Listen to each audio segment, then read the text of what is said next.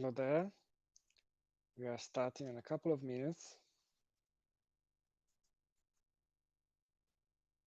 Hello, my name is Stefano. I'd like someone who is alive there to tell me if you can hear me and see me, because we'll be starting in a couple of minutes. If you're there, say hello in the chat box. Also, I want to know your name and what any questions that you have about learning languages and the Italian language particularly. Hello, Minufer. Good. Can you hear me? Can you see me? Because this is the first live I do on YouTube. Before I was using another platform. And today I'll share, good, Sissi. Today is, this webinar is in English. It's for beginners, but if you already speak some Italian, feel free to write in Italian and I'll translate it for the other participants. This webinar is a Q&A about learning languages, about the Italian language, could be about Italy or other things you might want to know, especially about how to learn the Italian language. I do have some tips I want to share, and I'll do it if I don't receive any questions. But if you do have, please type them in the chat box. Don't wait until the end, because the end is the end. And type them in the chat box and I'll answer them right away. We'll be starting in a couple of minutes.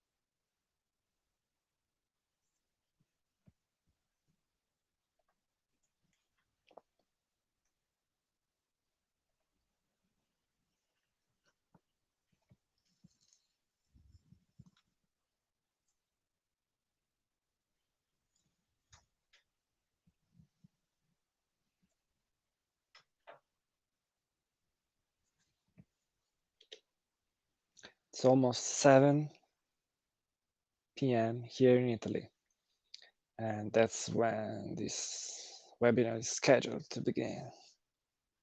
Good, it's 7 p.m. here in Italy. Time to start this Q&A session about how to learn Italian fast. My name is Stefano. I am Italian. I am a polyglot, you could say that. I like learning languages. And I'm also an Italian teacher. I teach online.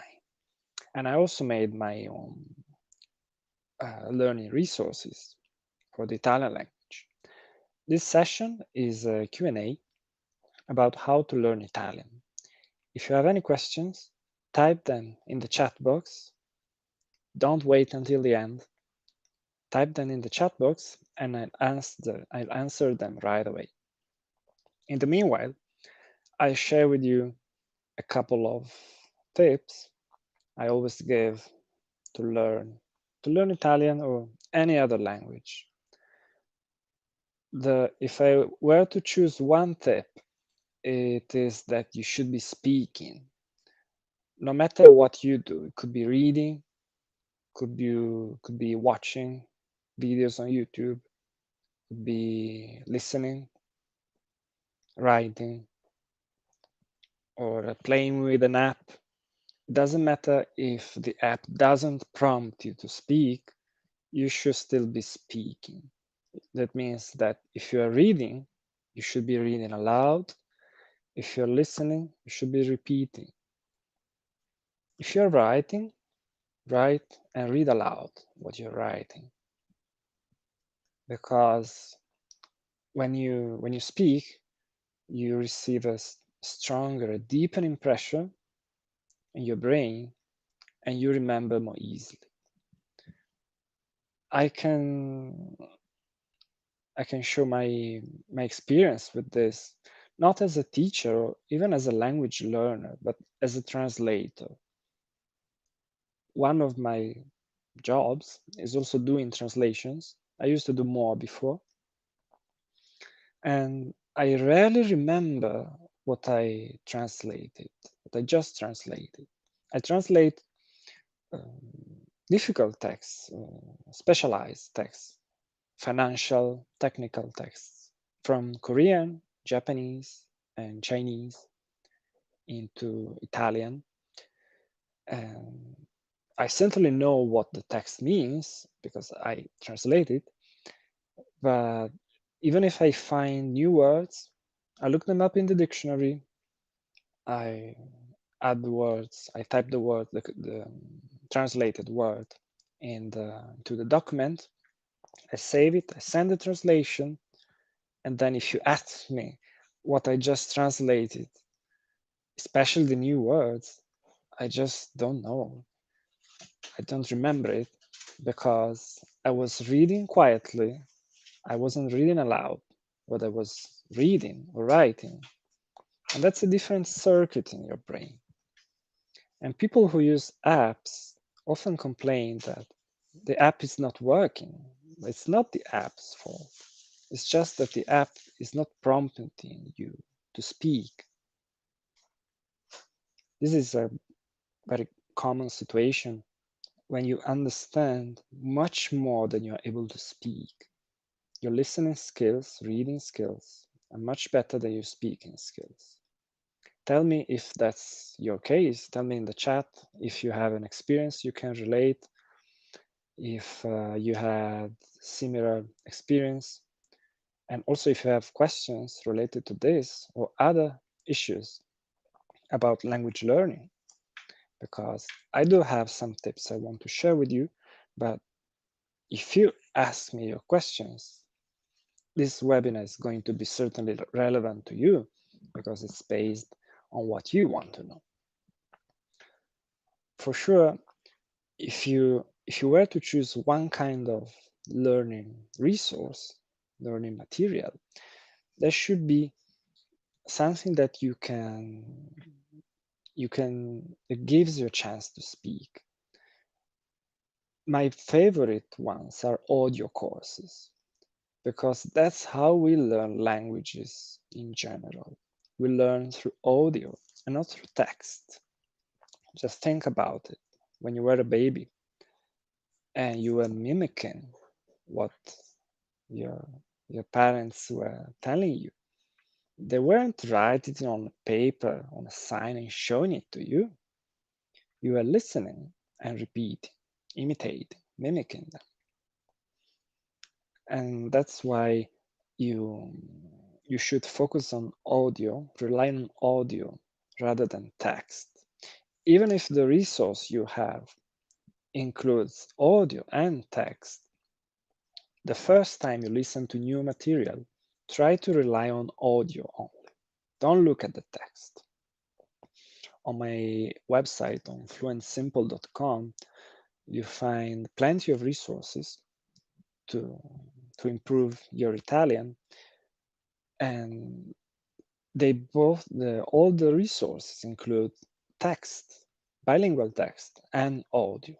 But my recommendation is the first time you're exposed to new material that you rely on audio only. Here you find an audio course called Ripeti con me. It's a series of audio lessons. Each lesson is focused on one grammar patterns, but it doesn't explain it. You hear real world sentences in English and Italian, and you listen and repeat. It sounds too simple to be true, but that's how we learn languages. You listen, and you don't even have the time to translate it into your mind, and you start thinking directly in Italian. Together with the Ripeti con me, that is the audio lessons, you also find a collection of short texts, namely conversations, news and stories, they also come with audio, slow audio, relatively slow audio, and a bilingual text. The first time you tackle a new text, rely on audio, only audio. Resist the temptation to look at the text. You'll do it later, the second round. And even when you look at the text, first look at the Italian text. Try to guess what the words mean. Try to bypass your native language, whether it's English or any other language. You should be using Italian only. Only if there are words that you just can't guess, then you can have a look at the translation. But that's the last stage. Tell me if this is something you experienced. I see many people even invest like a lot of time and money in fancy apps with high-tech design and all those. When you finish a lesson, you see an avatar congratulating, and it might feel good, but at the end of the lesson, since the lesson was all about clicking and you were quiet all time, as with me when I do translations, then you end up thinking, what have I been doing all this time on this app, because I can't recollect anything. In the best case, the vocabulary you were exposed to, a part of it could have become what they call a passive vocabulary. It means that if you see it somewhere, or if you hear it, you can recognize it. That's already an achievement. But typically, a student who learns, let's say, passively by hearing, listening, and reading knows a lot of words, but then cannot use them. But if you use audio material that prompts you to speak, then this gap is smaller than usual.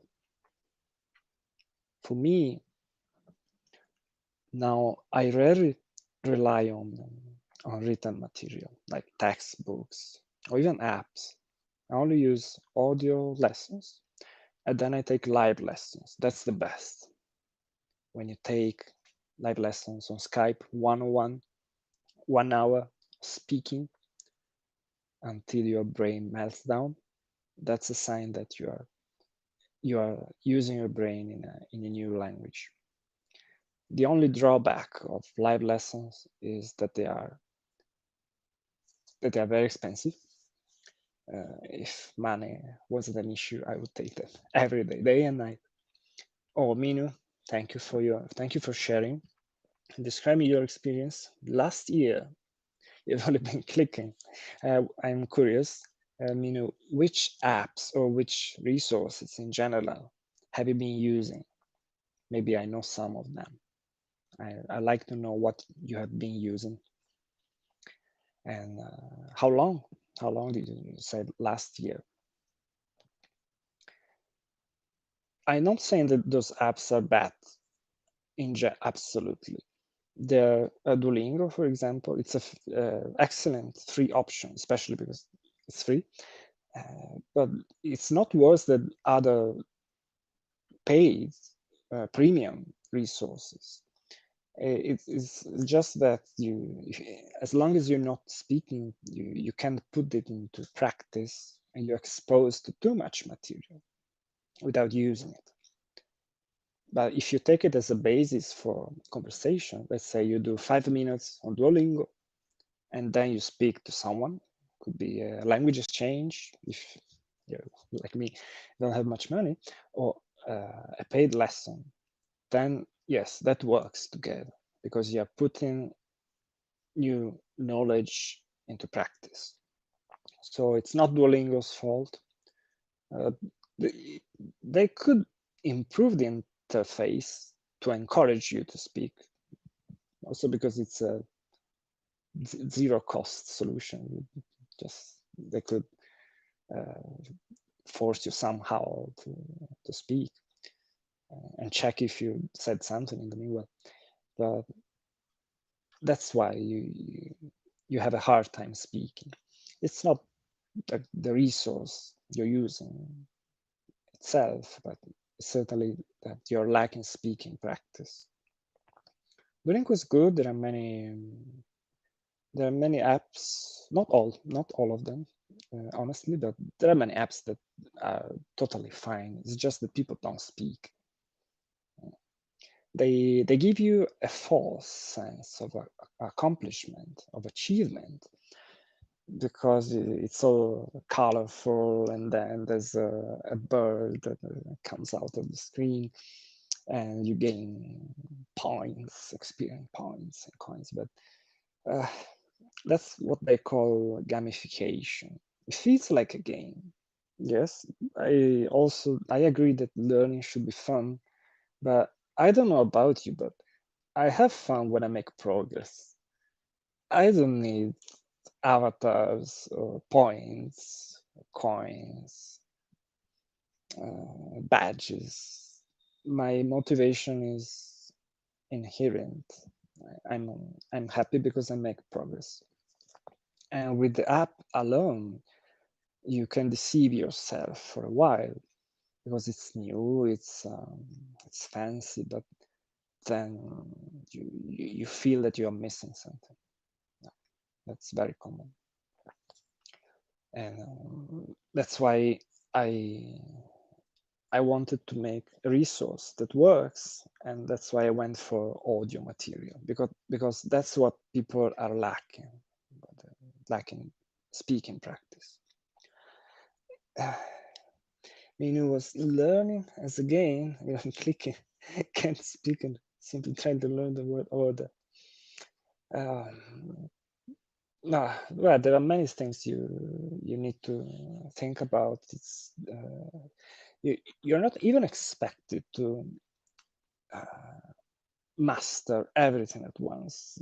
You cannot do that with any method. Could be Duolingo, any other app, or even with the best way, that is one-on-one classes. You just can't learn everything at once. You need repetition.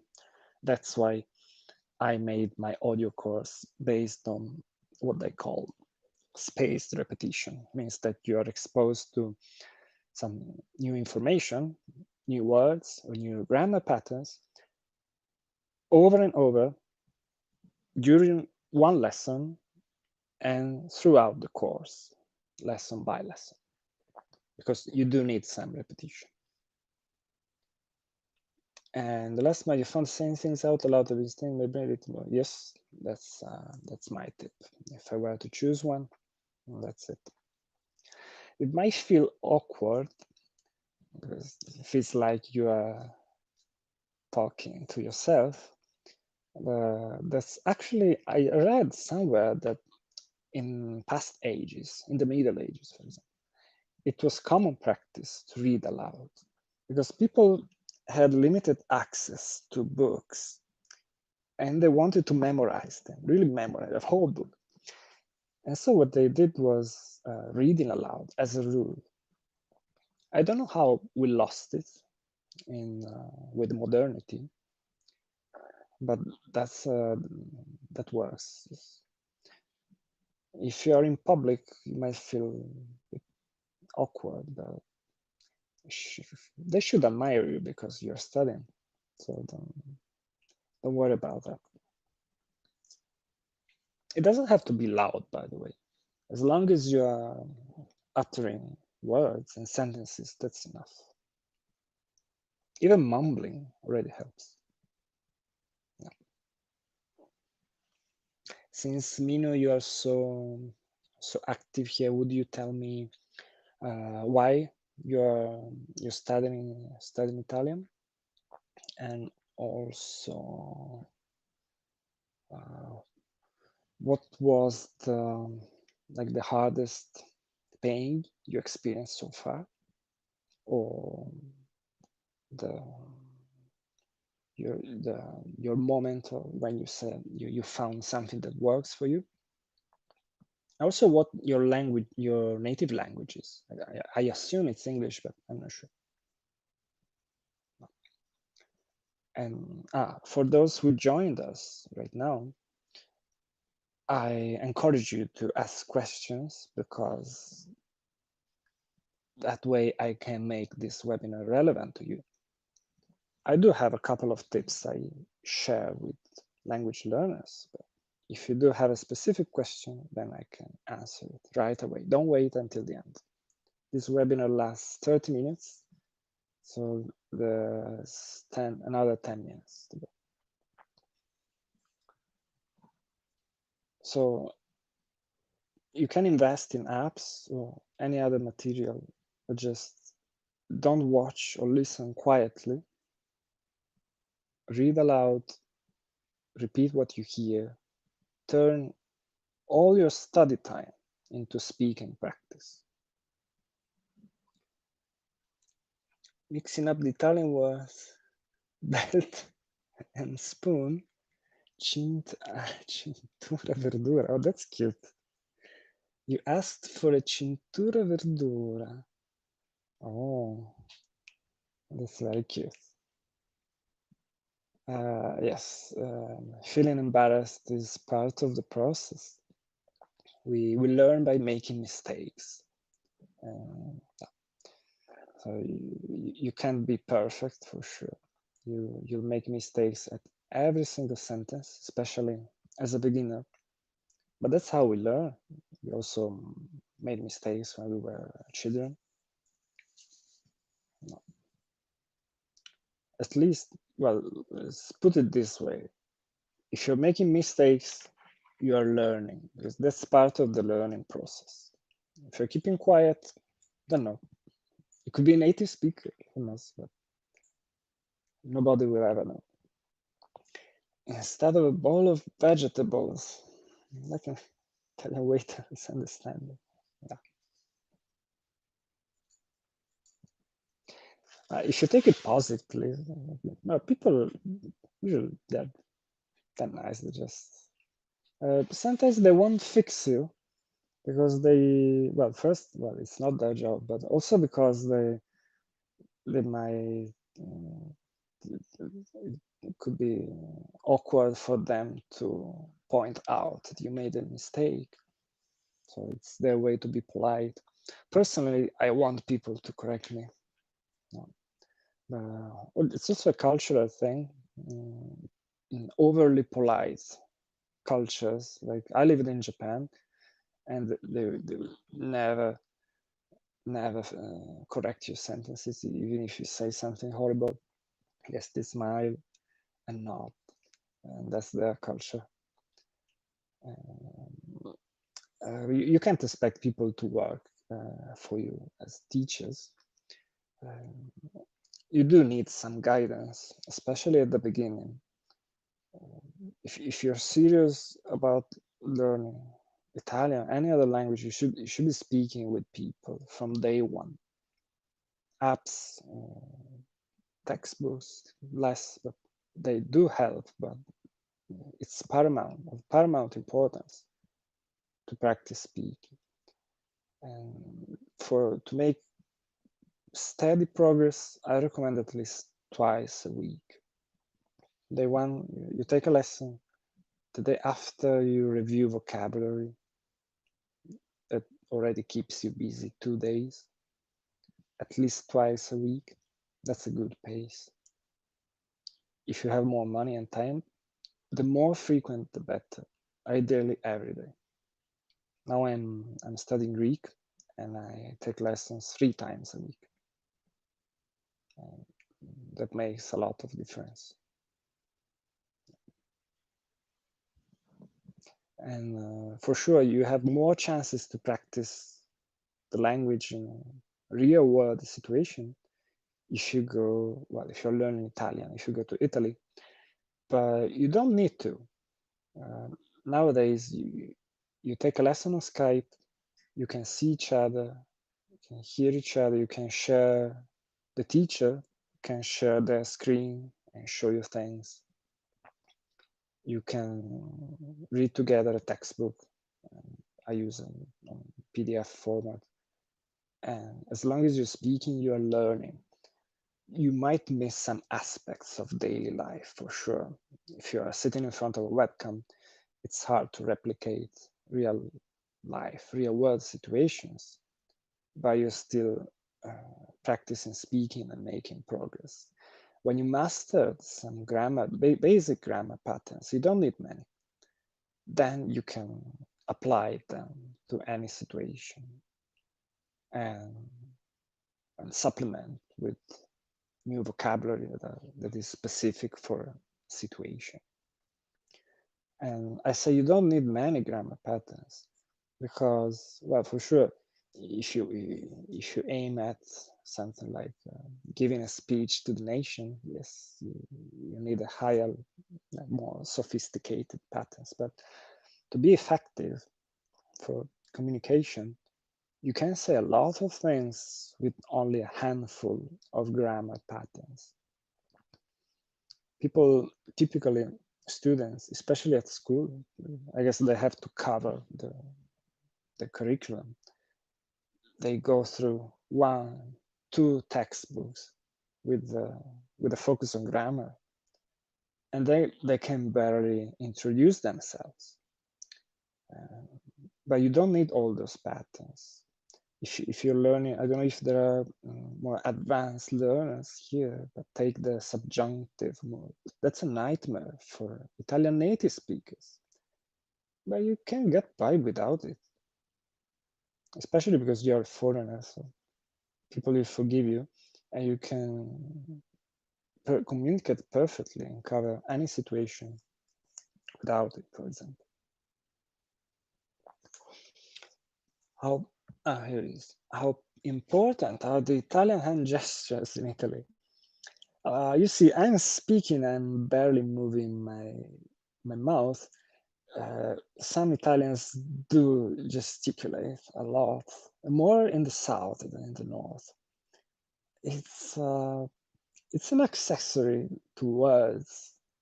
I do it only to stress out particularly parts of the sentence. If you just shake your hands like this, you're moving air, nothing more. There are some gestures that do have a meaning per se. Most of them are not very polite. That's why I don't recommend doing gestures unless you know what they mean. It's a plus. When you know the natural way to say something, then you might want to make it more expressive. Or if you don't know how to say a thing, for sure, just as a substitute for words. I do it when I teach Italian. Instead of translating the word into English, because I try to stick with Italian all the time, I do gestures. They're a substitute for words. Yes, you can do that. It's still better than speaking English. And about dialects within Italy, dialects are still relatively strong, especially in rural areas, the far south and far north. It's especially among the elders. And if real dialect, there are some dialects that even I can't understand, but that doesn't happen. Like in daily life, that never happens.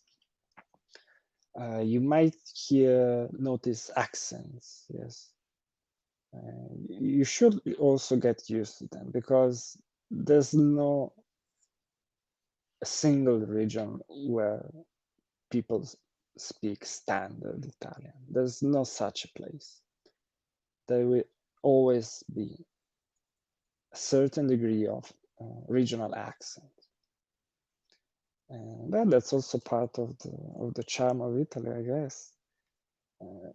In the learning material you hear, if it's well done, they should use well, standard Italian for sure. That's the basics. But then when you talk to people, they all have an accent. You can guess, at least if not the city or the town, at least the region they're from the accent. It's very common. Good. It's been, well, time flies, as they say. Thank you. You have a chance to ask a last question if you have one. Else, the takeaway is that you should be speaking, ideally speaking with someone. And if you don't have chance, time, or money to practice speaking with a native teacher, native speaker as a teacher, check out my resources on the website. There's a 7-day free trial, and I know for sure that they work because I used similar material in the past, and I modeled this one after those resources and improved them. Thank you for your company, and I'll see you at the next webinar. Ciao, ciao.